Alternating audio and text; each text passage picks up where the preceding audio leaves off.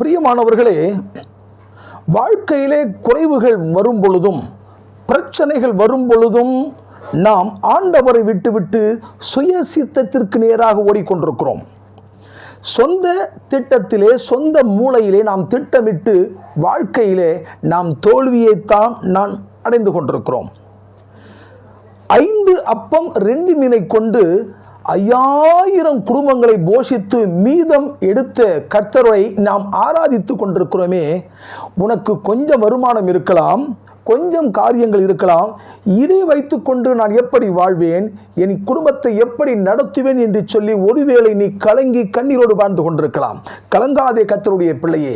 கொஞ்சமாக இருந்த அந்த 5 அப்பம் 2 மீனை கொண்டு 5000 பேருக்கு உணவளித்து மீதமெடுக்க கிருபை செய்த ஆண்டவர் உன் வருமானத்தில் கொஞ்சம் இருந்தாலும் அதை ஆசீர்வதித்து உன்னை நடத்தும்படி அவர் உண்மையுள்ளவராய் இருக்கிறார்.